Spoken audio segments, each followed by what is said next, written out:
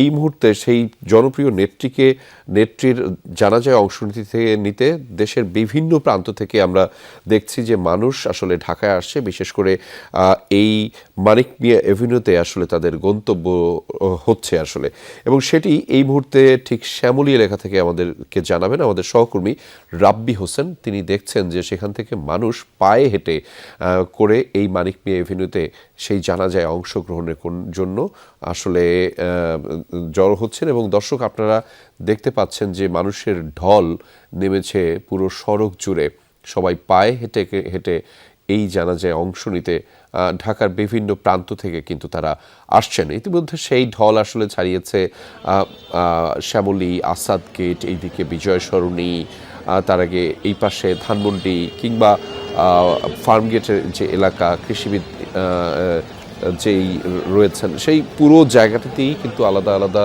মানুষের উপস্থিতি এবং সকলে জড়ো হচ্ছেন। এবং সেই খবরাখবর জানাতে এই মুহূর্তে আমাদের সাথে সহকর্মী রাব্বি হোসেনও জড়িত রয়েছেন। তিনি আমাদেরকে সেখান থেকে আরও বিস্তারিতভাবে জানাতে পারবেন।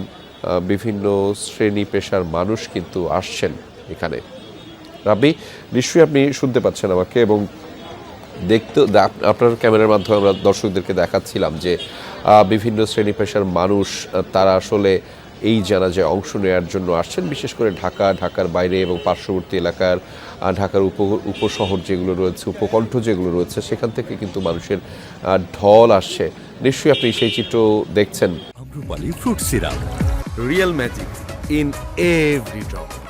রেজা, আপনি ঠিক দেখতে পাচ্ছেন যে স্ক্রিনে আমরা যতটুকু মানুষ দেখতে পাচ্ছি তার চেয়ে দ্বিগুণেরও বেশি যারা নেতাকর্মী রয়েছেন, বিএনপি সমর্থিত, তৃণমূল থেকে আসা সকল নেতাকর্মী তাদের যে নেত্রীকে বিদায় দেওয়ার জন্য, বেগম খালেদা জিয়াকে এক নজর দেখার জন্য, হয়তো তারা দেখতে পাবেন না কারণ দূর থেকে হয়তো বিদায় দিতে হবে তাদের নেত্রীকে, কিন্তু এই যে আজকে তার জানাজায় অংশ নিতে পারছেন, এটিকেও তারা এক ধরনের ভাগ্য বলছেন যে তাদের জন্য।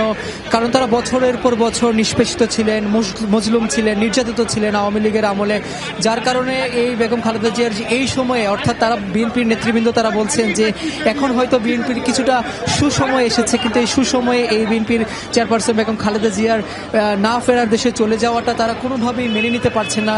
শোক যেন থামছে না। আমরা দেখছি সকাল থেকেই গাবতলী থেকে শুরু হয়েছে এই জনস্রোত, অর্থাৎ গাবতলী থেকে এখানে বিভিন্ন জেলা শহরের মানুষগুলো যারা ঢুকছেন, নেতাকর্মীরা, আমরা দেখতে পাচ্ছি অনেকে পায়ে হেঁটে যাচ্ছেন তাদের এই আজকে শেষ বিদায়ের যে জানাজা সেটিতে অংশ নেওয়ার জন্য। শুধু যে তরুণরা এসেছেন তেমনটি নয়, আমরা নারী নেতৃবৃন্দ থেকে দেখেছি যারা বৃদ্ধ রয়েছেন তাদের দেখেছি, তারা অনেক আগে থেকেই তারা বেগম খালেদা জিয়ার যারা জনসভায় অংশ নিয়েছেন তারাও এখানে অংশ নিচ্ছেন। তারা বলছেন যে এই যে আপসহীন নেত্রী, তাদের ভাষায় তারা তিনবারের যিনি প্রধানমন্ত্রী, যিনি কখনো গণতন্ত্রের সঙ্গে আপোষ করেননি, তিনি নানা এই মামলা মোকদ্দমা তিনি জর্জরিত হয়েছেন, কারাগারে গিয়েছেন, নির্যাতিত হয়েছেন, বঞ্চনার শিকার হয়েছেন, তারপরেও তিনি গণতন্ত্রের সঙ্গে আপোষ করেননি। তিনি এই দেশের মানুষের মাটি আঁকড়ে থাকতে চেয়েছেন সারা জীবন, এবং মৃত্যুটিও এই বাংলাদেশের মাটিতে হয়েছে, যার কারণে যারা এই বিএনপির তৃণমূল থেকে নেতাকর্মী যারা রয়েছেন তারা এক ধরনের শোকে আচ্ছন্ন হয়ে আছেন। গতকালকে যখন তিনি ভোরবেলা ইন্তিকাল করেছেন তারপর থেকেই সারা দেশের মানুষ বিভিন্ন জায়গায় মিলাদ পড়িয়েছেন, দোয়া করেছেন, তারা আহাজারি করছেন যে তাদের এই গণতন্ত্রের যিনি মাতা, তিনি বাংলাদেশের মাতা, তারা বলছেন তাদের এই ভাষায় বিএনপি নেতাকর্মীদের। যার কারণে আমরা দেখছি সকাল থেকেই বিভিন্ন জেলা শহর দূর থেকে, আমরা কয়েকজনের সঙ্গে কথা বলেছি, তারা একদম শেষ পর্যায়ে বাংলাদেশের পঞ্চগড়, তেঁতুলিয়া থেকে এসেছেন। তারা গতকালকে রাতে এসে এই ঢাকা এই শীতের মধ্যে অপেক্ষা করছেন। আমরা দেখতেই পাচ্ছি জনস্রোত, বলা যায় যে কতটুকু তিনি জনপ্রিয় হলে বৃদ্ধ, আবাল বনিতা, ছোট্ট শিশুদের নিয়ে নারী নেত্রীরা এসেছেন, ঘরের মা বোনেরা এসেছেন, এই চিত্র আমরা দেখতে পাচ্ছি। তিনি শুধু এই সমতল থেকে তিনি পাহাড় সব জায়গায় জনপ্রিয় ছিলেন, বিশ্ব রাজনীতিতে তিনি জনপ্রিয় ছিলেন। আপসহীন নেত্রী যারা বলছেন বিএনপির তৃণমূলের নেতাকর্মীরা তারা এখানে জড়ো হচ্ছেন, অর্থাৎ 2টা বাজে যেহেতু জানাজায় অংশ নেবেন তার আগে থেকেই তারা পায়ে হেঁটে, কারণ আমরা দেখছি গাবতলী থেকে এই রাস্তা পুরোটাই বন্ধ করে দেওয়া হয়েছে নিরাপত্তার জন্য।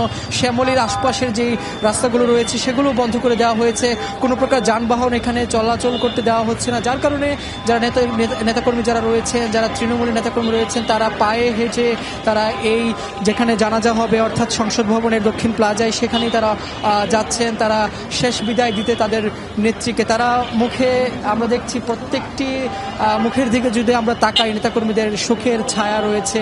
তারা বলছেন যে গণতন্ত্রের রক্ষায় বেগম জিয়ার যে অবদান সেটি তাকে যেমন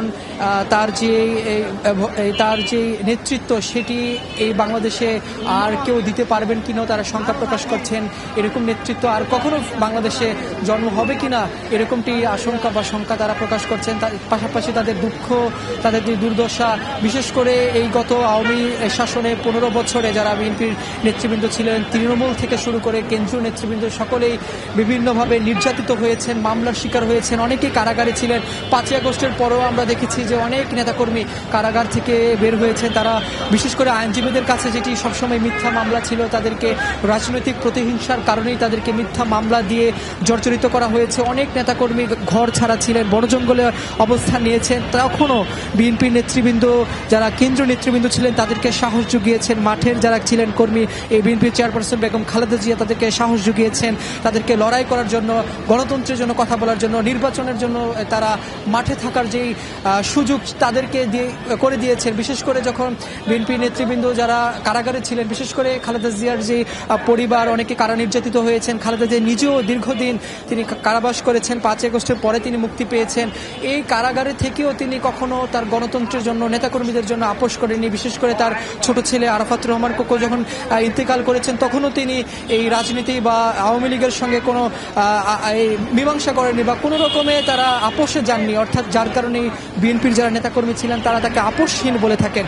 পাশাপাশি তারেক রহমান যখন এই বাংলাদেশে ফিরে এসেছেন, যখন বাংলাদেশে আরেকটি নির্বাচন অপেক্ষা করছে, এই ফেব্রুয়ারিতে 12 তারিখে যখন নির্বাচন, যখন দল সংগঠিত হচ্ছে, নেতাকর্মীরা উজ্জীবিত হচ্ছেন, মাঠে থাকছে, ঠিক সেই সময়ে বিএনপির চেয়ারপারসন বেগম খালেদা জিয়ার এই চলে যাওয়া তারা কোনোভাবেই মেনে নিতে পারছেন না। তারা বলছেন যে তারেক রহমান দেশে আসার পর যারা নেতাকর্মী উজ্জীবিত হয়েছেন সেটি আরেকটি আঘাত বলছেন। অর্থাৎ বিএনপি নেতাকর্মীরা অনেকেই দীর্ঘ সময় তারা রাজপথে নামতে পারেননি, তারা মামলার ভয়ে ছিলেন, নির্যাতনের ভয়ে ছিলেন। কিন্তু তারপরও বেগম জিয়ার নির্দেশনায় যারা বেগম জিয়াকে ভালোবাসতেন, এই গণতন্ত্রকে বিএনপিকে ভালোবাসতেন, তারা মাঠে নেমে এসেছিলেন, রাজপথে নেমে এসেছিলেন। অনেক নেতৃবৃন্দ দেখেছি আমরা মামলার ভয়ে, নির্যাতনের ভয়ে তারা বনজঙ্গলে অবস্থান নিয়েছেন, ঘর ছাড়া হয়েছিলেন। তারপরও কারোর সঙ্গেই আপোষ করেনি বিএনপির চেয়ারপারসন বেগম খালেদা জিয়া। তিনি যখন মৃত্যুবরণ করেছেন তখন আমরা দেখেছি যে এভার কেয়ারের সামনে নেতাকর্মীদের ঢল নেমেছিল, পল্টনে বিএনপির গুলশানের যে কার্যালয় সেখানে নেতাকর্মীদের ঢল নেমেছিল। তবে আমরা সকাল থেকেই লক্ষ্য করছি তৃণমূল থেকে আসা নেতাকর্মীরা, টেকনাফ থেকে তেঁতুলিয়া, সব জায়গায় নেতাকর্মীরা যেভাবে পারছেন, কেউ গাড়িতে করে আসছেন, কেউ লঞ্চে করে এসেছেন।